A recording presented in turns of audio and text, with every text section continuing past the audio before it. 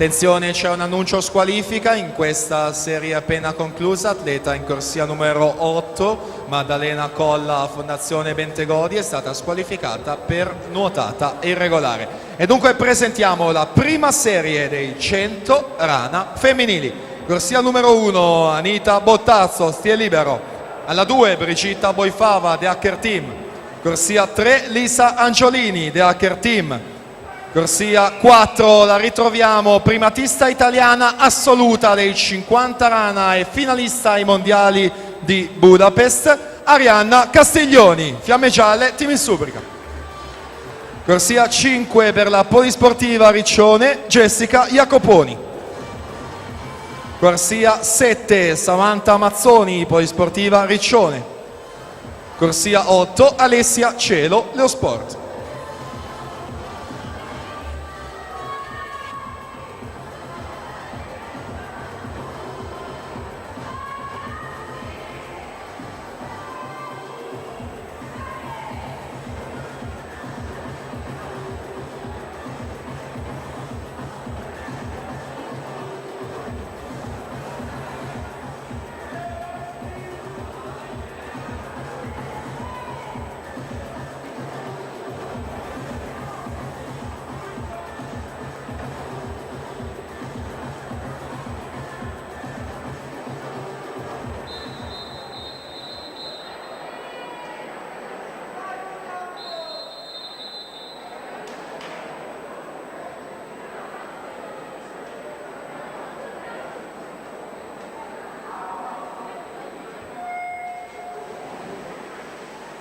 Dunque favorita su tutte naturalmente Arianna Castiglioni a centro vasca, finalista Budapest nel 50, ma nei 100 ottime soddisfazioni, la finale individuale di Kazan, mondiali 2K15 e finale olimpica di staffetta a Rio 2016. Arianna Castiglioni per il team Insubrica Fiamme Gialle, alle sue spalle in corsia 3 e in corsia numero 5 Angiolini e Jacoponi. Vediamo la situazione al passaggio: Castiglioni 31,94, Jacoponi 33,92, Angiolini 34,11.